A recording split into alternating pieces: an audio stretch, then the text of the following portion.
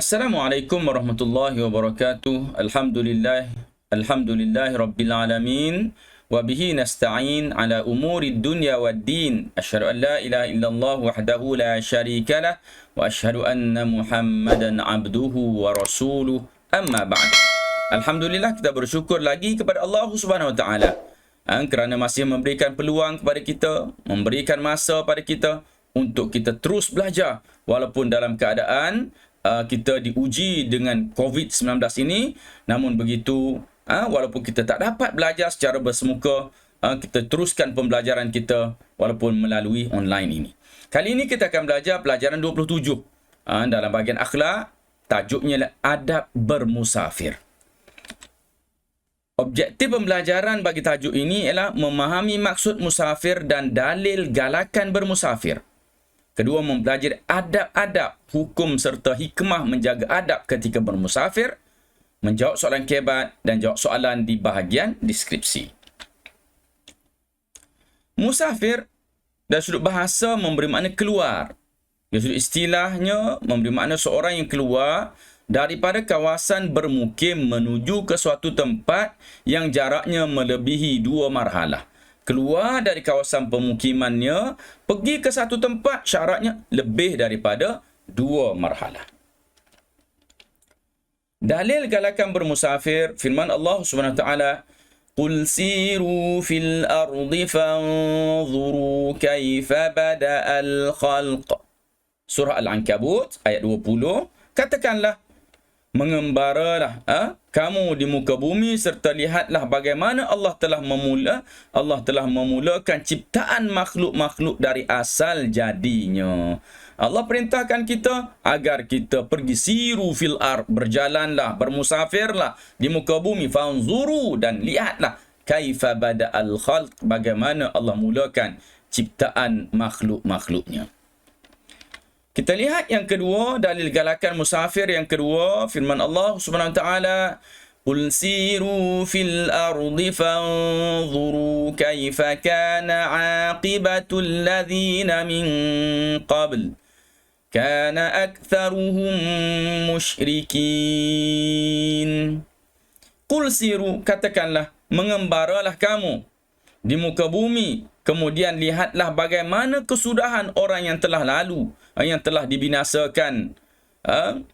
Kebanyakan mereka adalah orang-orang yang musyrik. Kebanyakan mereka adalah merupakan orang-orang yang tidak beriman kepada Allah Subhanahu wa taala. Maka mereka dibinasakan. Kita boleh pergi ke banyak tempat di dalam dunia ini, di mana di situ kita akan dapat lihat kesan-kesan bagaimana Allah Subhanahu wa taala memusnahkan bangsa-bangsa tersebut, memusnahkan orang-orang yang tidak beriman itu. Sebagai contoh, jika kita pergi ke Mesir, kita dapat lihat di sana adanya satu laut yang dipanggil sebagai Laut Mati. Di situ merupakan tempat di mana Allah Subhanahu wa taala tenggelamkan Qarun yang masyhur dengan harta yang banyak. Bila mana Qarun ingkar kepada perintah Allah Subhanahu wa taala, Qarun enggan untuk beriman kepada Allah Subhanahu wa taala, maka dia dimusnahkan dengan diterbalikkan bumi, dan bahagian atas itu dia menjadi satu laut yang mana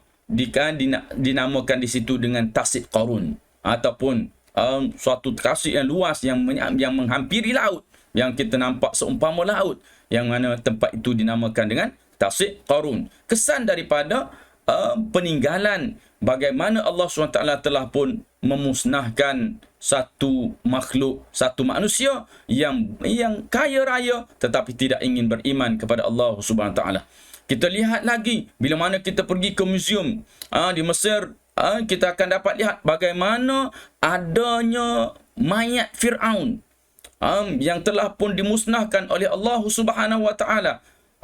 Yang mana Fir'aun yang tidak ingin beriman kepada Allah, enggan beriman dengan Nabi Musa alaihissalam, dimusnahkan oleh Allah Subhanahu wa taala. Inilah galakan oleh Allah SWT kepada kita agar kita bermusafir untuk kita melihat bagaimana kesan-kesan peninggalan manusia yang telah pun dimusnahkan oleh Allah SWT. Semoga dengan itu meningkatlah keimanan kita kepadanya. Adab bermusafir. Bermusafir dengan niat dan tujuan yang baik. Dengan niat tujuan yang baik, nak pergi itu dengan tak ada perkara-perkara buruk yang kita niatkan. Yang kedua, menyediakan bekalan dan keperluan secukupnya sebelum memulakan musafir. Tengok bekalan kita untuk kita bermusafir. Takut nanti sampai di pertengahan jalan kita jadi susah. Yang ketiga, memohon petunjuk Allah dan menunaikan solat sunat musafir sebelum memulakan perjalanan. Orang yang nak bermusafir, dia solat sunat dulu 2 rakaat untuk meminta ataupun memohon petunjuk daripada Allah SWT. Yang keempat, mengucapkan selamat tinggal kepada anggota keluarga. Ucap selamat tinggal dulu. Jangan keluar senyap-senyap. Tengok-tengok. Anak-anak tengok mana mak ayah dia begini. Tak ada. Hilang macam tu je. Tak. Kita ucapkan selamat tinggal dulu kepada keluarga sebelum pergi ke mana-mana ataupun ketika sebelum memulakan musafir. Adab bermusafir lagilah melantik seorang ketua jika bermusafir melebihi 3 orang. Maknanya kita ini disuruh agar sentiasa ada pemimpin. Kalau kita musafir 3 orang, lantik seorang menjadi ketua. Tidak meninggalkan solat fardu dan berusaha mematuhi peraturan serta memelihara alam sekitar. Solat kena jaga. Walaupun dalam musafir, kita dibenarkan atau diharuskan untuk menunaikan solat fardu itu secara jamak atau secara qasar. Tak perlu tunaikan setiap waktu, tapi kita tunaikan secara jamak, iaitu menggabungkan waktu zuhur dan asar, maghrib dan juga isyak, sama ada secara jamak takdim atau jamak takhir. Yang ketiga, disunatkan memperbanyakkan doa ketika bermusafir. Kenapa? Kerana orang yang bermusafir ini mustajab doanya. Maka perbanyakkan doa ketika bermusafir. Yang keempat, segera kembali kepada keluarga setelah selesai urusan. Dah selesai kerja, selesai apa yang nak dibuat, maka kembali ke rumah, kembali ke tempat asal. Kerana ada lagi tanggungjawab yang perlu kita tunaikan di rumah kita. Seperti nak menjaga dan melihat apa-apa yang berlaku ataupun menjaga anak-anak yang mungkin terbiar jika kita bermusafir terlalu lama. Doa musafir. Bila nak musafir, kita berdoa Bismillahi tawakkaltu ala Allah. La hawla wa la quwwata illa billah. Dengan nama Allah, aku bertawakal kepadanya. La hawla wa la quwwah. Tidak ada daya dan kekuatan. Illa billahil aliyil azim. Melainkan dengan Allah yang maha tinggi lagi maha hebat. Doa menaiki kenderaan. Bila nak bermusafir, biasanya kita naik kenderaan. Maka doanya Allahu Akbar, Allahu Akbar, Allahu Akbar. Subhanalladzi sakhkhara lana hadha wa ma kunna lahu muqrinin wa inna ila rabbina lamunqalibun.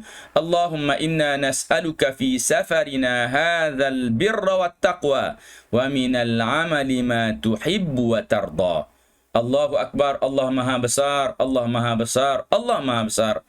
Subhanalladzi sakhkhara lana hadha. Maha suci Allah yang menggerakkan kepada kita ni. Wa ma kunna, gerakkan kenderaan ni kita ni. Wa ma kunna lahu muqrinin. Dan kita ini tidak mampu nak buat apa-apa pun. Allah yang buat benda tu. Wa inna ila rabbina lamunqalibun. Dan kita ini akan kembali kepada Allah Subhanahu wa taala. Allahumma inna nas'aluka. Ya Allah, kami mohon kepadamu ya Allah, fi safarina hadha, dalam musafir kami ini, albirra wat taqwa, kebaikan dan juga takwa. Wa minal amali, dan kami buat apa dalam musafir kami, ma tuhibbu wa tarda, dan apa yang engkau suka dan engkau redha ya Allah. Jadi ini doa ketika mana kita menaiki kenderaan. Dan sebahagiannya biasanya kita akan baca setakat ni je. Subhanalladzi sakhkhara lana hadha wa ma kunna lahu muqrinin wa inna ila rabbina lamunqalibun. Setakat tu je kebiasaan orang ramai baca. Rukhsah bagi orang yang bermusafir. Maknanya rukhsah apa dia? Kelonggaran bagi orang yang bermusafir. Dia diharuskan mengqasar solat. Maknanya qasar apa? Dia pendekkan solat 4 rakaat jadi 2 rakaat. Dia diharuskan menjamakkan solat. Apa makna jamak? Gabungkan 2 solat, 2 waktu jadi dibuat dalam 1 waktu. Yang ketiga, diharuskan berbuka puasa. Maknanya kalau dalam bulan Ramadan dia bermusafir, dia dibenarkan untuk tidak berpuasa kerana musafirnya itu. Kelebihan bermusafir. Satu, melihat keindahan alam ciptaan Allah. Kita dapat melihat keindahan alam itu. Yang kedua, doa orang yang bermusafir dimakbulkan. Ketika mana bermusafir, kita ada masa yang mana doa kita dimakbulkan oleh Allah.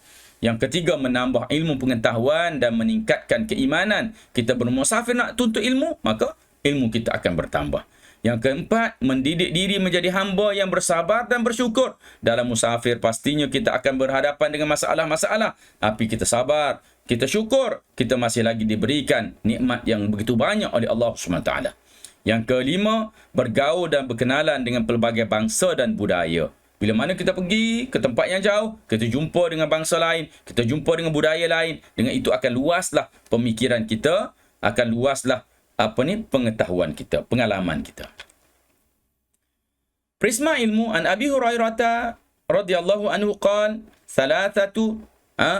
salasu da'awatin mustajabatun la syakka fihinna da'watul mazlum wa da'watul musafir wa da'watul walidi liwaladihi. Yani sabda Nabi SAW, 3 doa yang mustajab, tak syak lagi padanya. Pertamanya, da'watul mazlum, doa orang yang dizalimi. Wa da'watul musafir, doa orang yang bermusafir. Wa da'watul walidi liwaladihi, dan doa ibu bapa kepada anaknya. Okey, doa mak ayah kepada anak-anaknya. Ini merupakan doa yang mustajab. Kita lihat pula kepada hukum bermusafir. Ada berbagai-bagai hukum. Pertamanya, wajib bermusafir untuk menunaikan kewajipan apabila cukup syarat. Contohnya, nak tunaikan ibadat haji dan nak tuntut ilmu. Jika tak ada orang mengajar ilmu fardu ain di tempat kita, maka wajib kita bermusafir ke tempat yang lain untuk belajar ilmu fardu ain.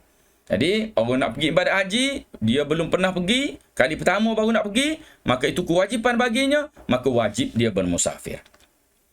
Yang kedua, sunat, iaitu bermusafir untuk melakukan perkara sunat. Contoh, menziarahi Masjid Nabawi, menziarahi Masjid Al-Aqsa. Bermusafir untuk menghubungkan silaturahim. Ini musafir perkara-perkara sunat. Maka musafir untuk perkara itu juga dihukumkan sunat.